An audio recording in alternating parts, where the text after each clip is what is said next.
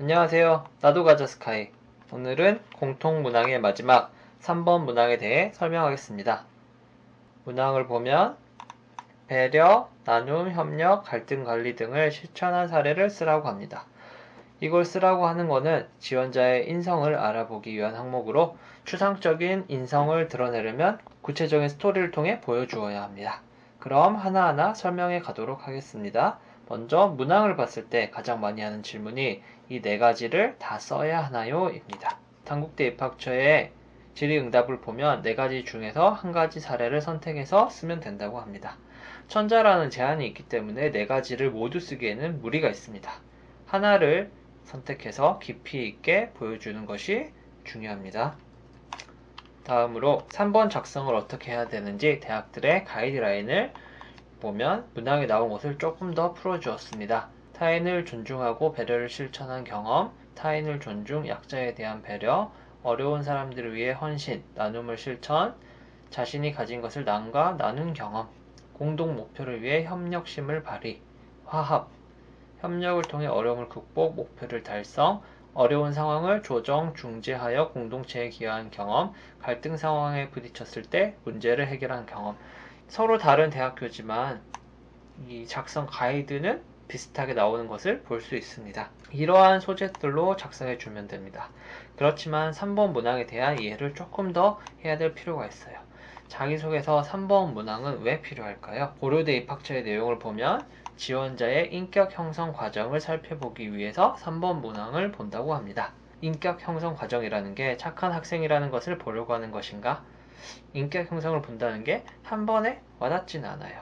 다른 대학교의 설명을 조금 더 봐야 합니다. 이화여대 입학처에서는 학교 생활 중 사회적 경험을 기술하는 문항이라고 말해주었습니다. 인격 형성 과정이란 결국 사회적인 경험을 쓰고 나타내라는 것입니다.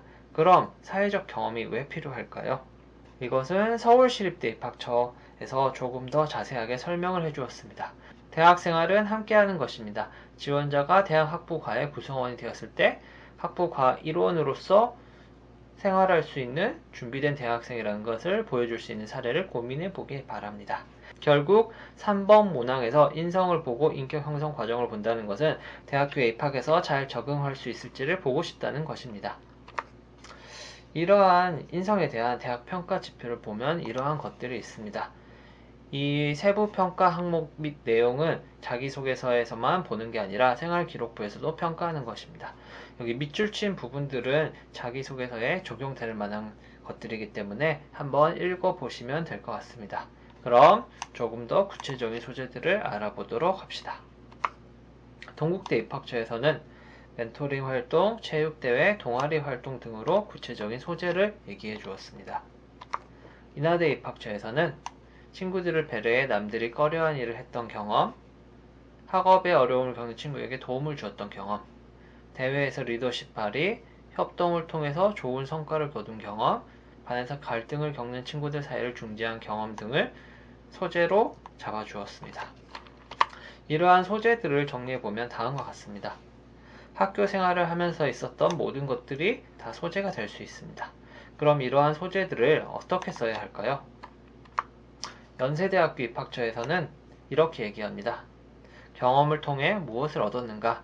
본인이 생각하는 배려, 나눔, 협력이 무엇이고 어떻게 실행에 옮겼는지 과정을 포함하여 주변과의 관계에서 어떤 깨달음을 얻었고 이를 통해 어떻게 변화하고 성장하였는지를 서술해 달라고 합니다.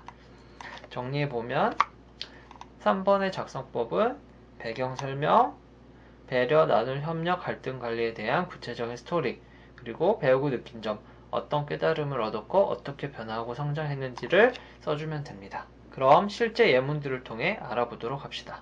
이건 단국대 입학처에서 예시를 준 건데 잘못 쓴 걸 먼저 보면 활동 실적만 나열한 경우로 1학년 때는 무슨 봉사활동을 했고 2학년 때는 해외 자원봉사를 했다, 3학년 때는 독거노인 자원봉사를 했다 이렇게 나열만 하는 경우를 잘못된 것이라고 합니다. 그럼 잘 쓴 것은 어떤 것일까요? 활동의 과정과 배운 점을 기술한 경우 보면 배경 설명으로 이렇게 밑줄 친 부분이 나와 있고 배우고 느낀 점 또한 밑에 잘 나와 있습니다.